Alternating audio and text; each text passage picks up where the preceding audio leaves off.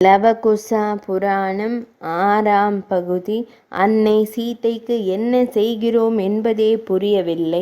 திடீரென எழுவாள். தன் இரு கைகளாலும் தன் வயிற்றில் ஓங்கி ஓங்கி அடிப்பாள். இதென்ன கொடுமை என்றபடியே மயங்கிச் சாய்வாள். ஒரு கட்டத்தில் அவள் அசைவற்று கிடந்தாள். இந்த துயரத்தை விண்ணுலகில் இருந்து கண்ட தேவர்கள் அவள் இறந்துவிட்டாள் என்றே முடிவு செய்து கண் கலங்கினார்கள். அண்ணியார் இப்படி துவண்டு விழுந்தது கண்டு லக்ஷ்மண சுவாமியும் அலறினார். அவரும் கீழே புரண்டு புலம்பினார். சிறிது நேரத்தில் அன்னை சீதை கண் விழித்தாள். அம்மா, அப்பா, என் உயிர் போன்ற தோழியரே, கேட்டீர்களா? தனக்கு தானே நிகரென்ற பெருமையுடைய தசரத சக்கரவர்த்தியின் திருக்குமாரரான ஸ்ரீ ராமபிரான் எனக்கு செய்த இந்த கொடுமையை நீங்கள் கேள்விப்பட்டால் துவண்டு போவீர்களே. என்ன செய்வேன்? ராமபிரானின் ஆட்சி என்றாலே நல்லாட்சி என்றுதான் பொருள். அந்த நல்லாட்சி நடத்துபவரின் மனைவியான எனக்கு மட்டும் ஏன் இந்த வனவாச தண்டனை? எதற்காக எனக்கு இந்த துன்பங்கள் வந்தன? என் மாமியார்களுக்கு இந்த விஷயம் தெரிய வந்தால் அவர்கள் க்ஷணமும் உயிர் வாழ மாட்டார்களே என வருந்தி அழுதாள். மாமியார் மருமகள் உறவிற்கு உதாரணம் நம் சீதாதேவி அன்னைதான்.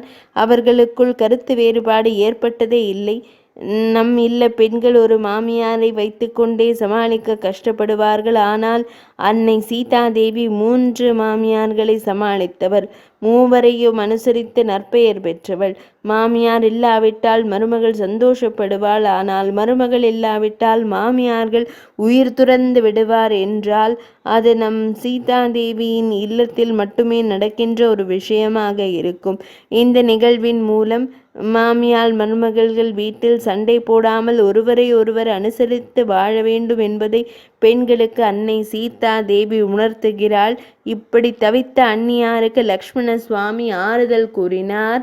தாயே, நீங்கள் முற்பிறவியில் செய்த நல்வினையால் என் சகோதரரான ராமபிரானை கணவராக அடைந்தீர்கள். இப்பிறப்பில் என்ன தீவினை செய்தீர்களோ அவரை பிரிந்து விட்டீர்கள். நல்வினை தீவினை இரண்டுமே ஏதோ ஒரு பலனை தருகிறது. நல்வினையால் நல்லதும் தீவினையால் தீயதும் என்று நடக்காமல் இருக்கிறதோ அந்நாளே மனித வாழ்வின் பொன்னாள்.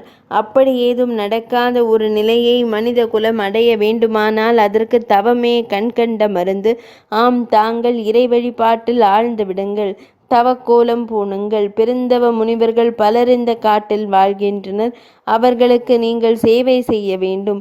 உங்கள் கணவரை மனதில் நினைத்து உயர்ந்த தவம் இருக்க வேண்டும் என்றான். அன்னை சீதை அவரிடம், லக்ஷ்மணா, ஒரு பெண்ணின் நிலையை புரிந்து கொள்ளாமல் பேசாதே. இதற்கு முன் உன் அண்ணனுடன் நான் காட்டில் இருந்த போது எத்தனையோ முனிவர்களை தரிசித்து ஆசி பெற்றோம். இப்போது அவர்களை நான் தனித்து பார்த்தால், ஏனடி உன் கணவன் உன்னை பிரிந்தான் என்று அவர்கள் கேட்டால் நான் அவர்களிடம் என்ன பதில் கூறுவேன்?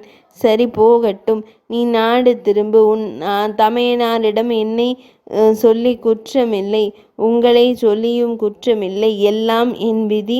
அது மட்டுமல்ல, உலகம் ஒரு பழியை சொன்னது என்பதற்காக அதையும் ஏற்று என்னை பிரிந்தாரே உன் அண்ணன். இப்படி பழிக்கு அஞ்சுகிற உன் அண்ணனுடன் வாழ்வதை விட அவரை பிரிந்திருப்பதே மேலென நான் கூறியதாக கூறுவாய் என்று கோபத்தோடு கூறினாள். ஒரு பெண் பொறுமையாக இருக்கலாம், பொறுமையாகத்தான் இருக்க வேண்டும். ஆனால் அவளது கற்பின் மீது களங்கம் சுமத்தப்படுகிறது என்றால் அவள் கொதித்து எழுந்துவிட வேண்டும் என்பதற்கு சான்றாக பொறுமையின் இலக்கணமான பூமாதேவியின் மகளான சீதா தேவி இவ்விடத்தில் பெண்ணினத்திற்கு தகுந்த புத்திமதி கூறுகிறாள். அத்துடன் அவள் நிறுத்தவில்லை. லக்ஷ்மண சுவாமி சற்றும் எதிர்பாராத வகையில் ஒரு வார்த்தையை உதிர்த்தாள். இராமாயணத்தின் உத்தர காண்டத்திலே உணர்ச்சி மிக்க கட்டம் இதுதான். லக்ஷ்மணா, நான் எப்படிப்பட்டவள் என உனக்கு தெரியும். நான் கர்ப்பமாகி 4 மாதங்கள் தான் ஆகின்றன. எங்கே என்னை பார். கர்ப்பவதியான என் மேனி வருந்தாத வகையில் அந்த பார்வை இருக்கட்டும் என்றாள் ஆவேசமாக. அந்நியாரின் திருவடியை மட்டுமே லக்ஷ்மண சுவாமி அறிவார். அவளின் திருமுகத்தை அவர் பார்த்ததே இல்லை. அப்படி ஒரு மரியாதை உலகில் எந்த ஒரு அன்னிக்கும் எந்த ஒரு கொழுந்தனாரும் கொடுக்காத ஒரு பாக்கியம். அப்படிப்பட்ட சௌபாக்கியவதியான அன்னை சீதா தேவி தன் கொழுந்தனிடம் இப்படி கேட்கிறாள். ஏன் கேட்டால் தெரியுமா? இந்த களங்கற்ற முகமா இப்படி ஒரு தவறை செய்திருக்கும் என்று அவனாவது தெரிந்து கொள்ளட்டும், அதற்காக வருந்தட்டும் என்றுதான். இதை கேட்டானோ இல்லையோ, லக்ஷ்மண சுவாமி கண்ணீர் வடித்தார்.